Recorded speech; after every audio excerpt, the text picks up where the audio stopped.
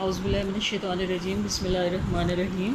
Chapter 18 میں اگلا ہمارا ٹاپک ہے عالم اسلام سے پاکستان کے تعلقات، یعنی پاکستان کے اسلامی دنیا کے ساتھ جو اسلامی ممالک ہیں، مسلم ممالک، ان کے ساتھ کس طرح کے تعلقات ہیں۔ تو مسلم امت کا تصور اتنا ہی قدیم ہے جتنا خود اسلام۔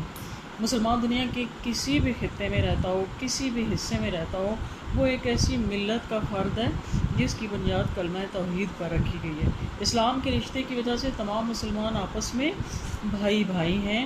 وہ عالم اسلام سے بر صغیر کے مسلمانوں کے تعلقات کا آغاز قیام پاکستان سے پہلے ہی ہو چکا تھا۔ مسلمانوں کے دل دنیا کے دوسرے مسلمانوں کے ساتھ دھڑکتے تھے۔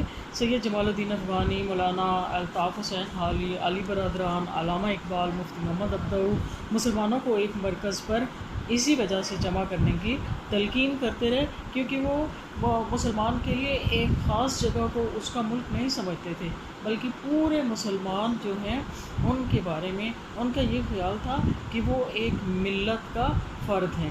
اور اسی وجہ سے اسی کے لیے علامہ اقبال نے وہ شعر کہا تھا کہ ایک مسلم حرم کی پاسبانی کے لیے نیل کے ساحل سے لے کر تاب کھا کے کاشغر۔ تو اسی چیز کو، اسی شعر کو فالو کرتے ہوئے جنگ طرابلس اور جنگ بلقان کے دوران مسلمانوں نے ترکی کے لیے چندہ جمع کیا۔ اس کے بعد مسلمانوں نے ترکی کی علاقائی سلامتی کے لیے اور ترکی کی جو خلافت تھی اس کے تحفظ کے لیے بھی تحریک چلائی، اور فلسطین کے عربوں کے حقوق کے بارے میں بھی انہوں نے قراردادیں منظور کی۔ پاکستان کا قیام اسلام کی بقا اور عالم اسلام کے اتحاد کی ایک کڑی تھا۔ یہ وجہ ہے کہ پاکستان نے ہمیشہ عالم اسلام سے گہرے اور قریبی تعلقات قائم رکھے ہیں، اور ان کی ہمیشہ وہ جہاں تک ہو سکے ان کی امداد کرنے کے لیے وہ آگے بڑھتا رہا، اور اس نے ان کے دکھ کو اپنا دکھ سمجھا ہے۔ تو ابھی ہم جو ہے وہ جن مسلم ممالک کے ساتھ پاکستان کے تعلقات کا جائزہ لیں گے، ان میں سب سے پہلے ہے سعودی عرب۔ سعودی عرب اور پاکستان کے تعلقات میں پہلا جو ہیڈنگ ہے وہ ہے ابتدائی تعلقات۔ پاکستان اور سعودی عرب کے تعلقات خاصی پرانے اور گہرے ہیں۔ وقت گزرنے کے ساتھ ساتھ ان میں وسعت ہی پیدا ہو رہی ہے۔ قیام پاکستان کے فوراً بعد جن ممالک نے پاکستان کو تسلیم کیا ان میں سعودی عرب بھی ایک ہے، یعنی اس نے ایران نے سب سے پہلے تسلیم کیا تھا، اور پھر باقی جن ممالک نے تسلیم کیا ان میں سعودی عرب بھی ایک ہے۔ پاکستان کے گورنر جنرل غلام محمد نے پہلے سعودی عرب کا دورہ کیا، پھر اس کے جواب میں سعودی عرب کے عبدالعزیز بن سعود نے بھی پاکستان کا دورہ کیا تھا۔